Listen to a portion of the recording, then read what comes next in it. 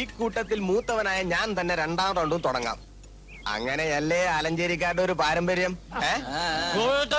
പറഞ്ഞത് വളരെ ശരി. ഞാനൊരു കാര്യം ചോദിക്കട്ടെ, ആലഞ്ചേരി തമ്പ്രാക്കളുടെ മക്കളായ നമ്മളിങ്ങനെ ഒളിച്ചിരുന്ന് കള്ളുടിക്കുന്ന വല്ല കാര്യമുണ്ടോ? ആരെയും നമ്മളീ പേടിക്കുന്നേ? അച്ഛൻ കേക്കട്ടെ നിന്റെ ഗീർവാണം. പോകാൻ പറയണം നമ്മുടെ അച്ഛന്മാരോട്. കുറെ കാലം ആയാലും കളവെടുപ്പിക്കാൻ തുടങ്ങിയിട്ട്. എന്നിട്ട് എന്തായി? അവിടെ രാവിലെ തുടങ്ങും.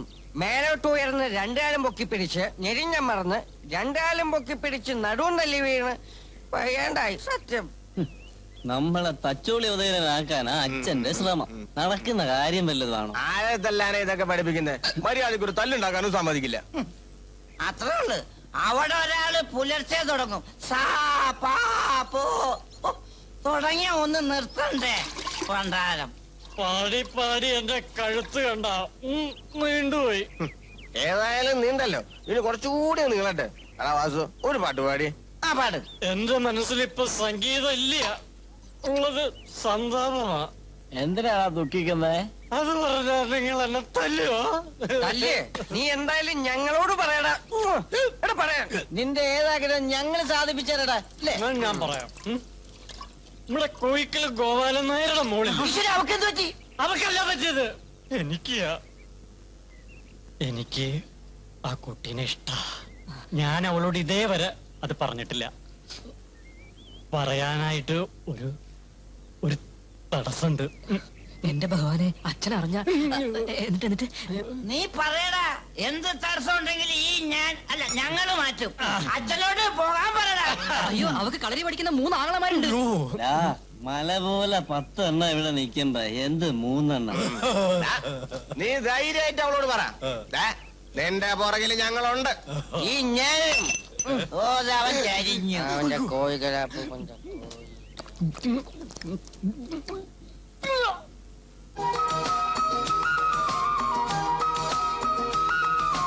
എന്റെ അമ്മേ, നോക്കിയേ, വാസുവേട്ടന്റെ സെലക്ഷൻ ഉഗ്രൻ. എന്റെ കൈകാലും ആകെ വിറയ്ക്കണം. ഈ വരവ് കണ്ട വിറച്ചില്ലെങ്കിലേ അല്പം അവളിങ്ങത്താറായി. ചെല്ല്, ഞാനിതിനിടയിൽ കാണും.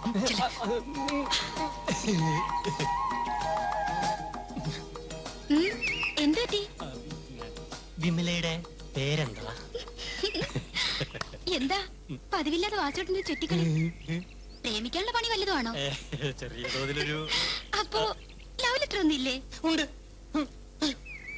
അയ്യോ, അവിടെ പോയി. അയ്യോ, പോയിട്ടില്ല, അത് അവന്റെ കയ്യിലായി പോയി. ആഹാ, രണ്ടുപേരും കൂടി ചുറ്റിക്കളിയാണല്ലേ? ഞാൻ മാത്രം. ശരി, ഞാൻ വാങ്ങിച്ചോളാം. അയ്യോ, ആ പിന്നെ രണ്ടുപേരും നാളെ ഇവിടെ തന്നെ ഉണ്ടാവണം. ഇതേ സമയത്ത് മറുപടിക്ക്. ഞാനും വേണോ? ആ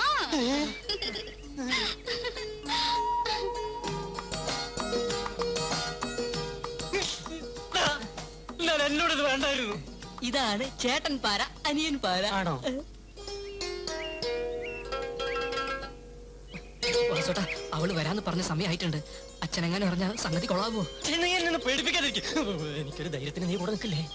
അല്ല, ഞാനുണ്ട്. എന്നാലും വാസോട്ടൻ ഒറ്റയ്ക്ക് നിൽക്കുന്നതാ അതിന്റെ ഒരു ശരി. നിങ്ങൾക്ക് തമ്മിൽ എന്തെങ്കിലുമൊക്കെ മിണ്ടിയും പറയാനൊക്കെ ഉണ്ടാവില്ല.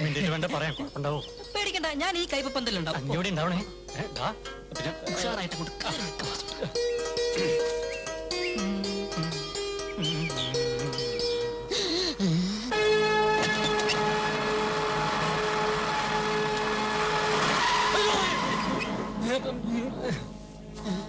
നീയാണോടാ വാസു? അതെ. എന്തേ? നീ മറുപടിക്ക് കാത്തുക്കാണല്ലേ? അല്ല, അതെ, ഈ മറുപടി. ആലഞ്ചേരിക്കാര് വലിയ കളരി കുരുക്കന്മാരല്ലേ? അതെ. എന്നാ നിനക്കുള്ള മറുപടി കളരി മുറയിൽ.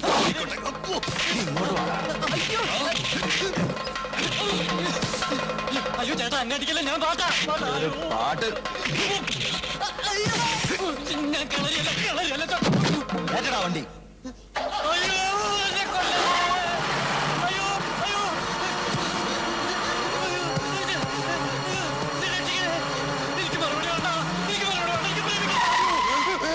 ഞാൻ അപ്പോഴേ പറഞ്ഞ നിങ്ങൾ അറിഞ്ഞ പ്രശ്നമാണെന്ന്. എനിക്കിനി പ്രേമിക്കണ്ട.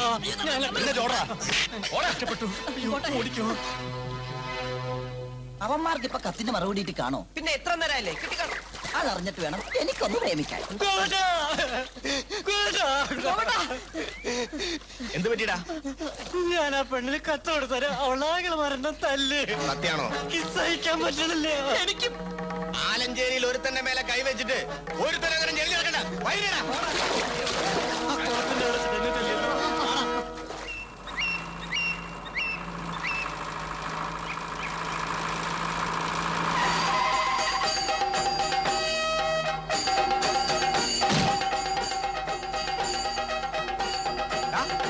കോയിക്കൽ ഗോപാലൻ നായരുടെ മോൾക്ക് ആലഞ്ചേരി എന്നൊരുത്തൻ പ്രേമലേഖനം കൊടുത്ത അതിനൊക്കെ മറുപടി പറയാൻ മാത്രം ചേട്ടന്മാരങ്ങ് വളർന്നു അല്ലടാ.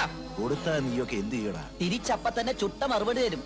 മറുപടി പിന്നത്തെ വെക്കണ പാരമ്പര്യ ആലഞ്ചേരി തറവാട്ടുകാർക്ക് ഇല്ലടാ. ആടിയോടാ.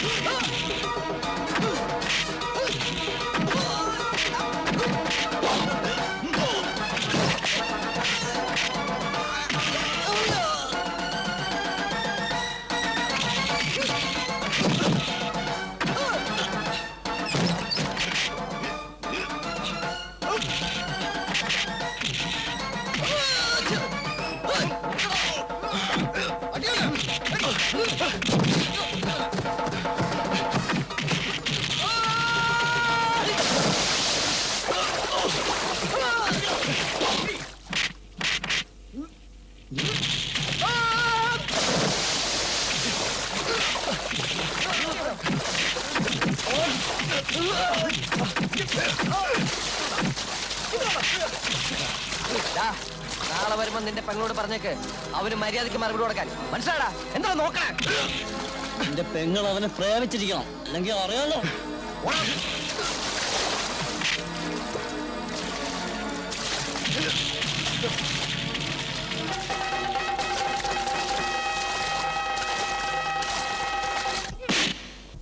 ഇനി എന്നോട് ചോദിക്കാതെ വീട്ടിൽ പുറത്തിറങ്ങി പോകരുത്. പ്രേമിക്കാൻ നടക്കുന്നൊരുത്തൻ ഞങ്ങളായിട്ടൊരു സൽപ്പേർ ഉണ്ടാക്കി വെച്ചിട്ടുണ്ട് ഇവിടെ. അത് കളഞ്ഞു കുളിക്കാനാണ് ഭാവമെങ്കിൽ പെടർക്കി പിടിച്ച് പടിക്ക് പുറത്തു തള്ളു ഞാൻ. മനസ്സിലായ? ഇവൻ അവന്മാരെ തല്ലിന്ന് പറഞ്ഞപ്പോ ഞങ്ങള് ഓഹോ, കൂടപ്പറമ്പിനെ തല്ലിന്ന് കേട്ടപ്പോ നിന്റെ ചോര തിളച്ചു അല്ലേ? അപ്പോ കൂടപ്പറന്നവർക്ക് പ്രേമലേഖനം കൊടുത്തപ്പോ അവിടെ ആങ്ങളമാരുടെ ചോര എന്തുമാത്രം തിളച്ചു കാണാ? ചാത്തുക്കുട്ടി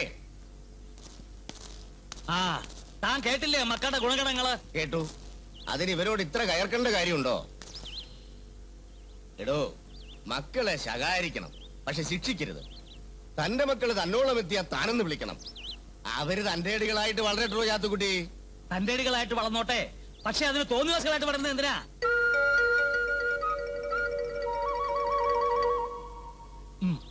താനാ ഇവർക്ക് ആവശ്യമില്ലാത്ത തണൽ കൊടുക്കണത്. സൗകര്യത്തിൽ ഒരു മുളച്ചാൽ അതൊരു തണലാക്കിയില്ലെങ്കിൽ പിന്നെ ആലഞ്ചേരിയിലെ ഇളമുറക്കാരെന്ന് പറഞ്ഞിട്ട് എന്താ ഒരു പ്രയോജനം? താൻ പറ. ഹോ, ഒരു പ്രയോജനവും ഇല്ല. ഞാൻ വെറുതെ നാക്കിട്ടടിച്ചത് മിച്ചം. താമ്പാ ആ സോമനല്ലേ വരുന്നത്? തമ്പ്രാക്കന്മാര് രണ്ടാളുണ്ടല്ലോ. എന്താ സോമ വിശേഷിച്ചേ? കോടതിയിൽ നിന്ന് ഒരു ഇഞ്ചക്ഷൻ ഓർഡർ ഉണ്ട് ഭാഗവതർക്ക്. ഇഞ്ചക്ഷൻ ഓർഡറോ? എനിക്കാ? ആ, ചേക്കുട്ടിയായിട്ട് വാങ്ങിച്ചതാ. ഭാഗവതരുടെ ഭാര്യയുടെ പേരുള്ള സ്ഥലം അയാളുടെതാണെന്ന് പറഞ്ഞിട്ട്. എന്താ ഓർഡറിലെ? ആ സ്ഥലത്ത് നിങ്ങളാരും കയറാൻ പാടില്ലെന്ന ഓർഡറിൽ തെങ്ങും പറമ്പ് നിങ്ങൾ അതിക്രമിച്ച് കൈവശപ്പെടുത്തിയെന്ന്. എന്റെ ഈശ്വര, ഈശ്വരനെ വിളിക്കേണ്ടത് അവനല്ലേ?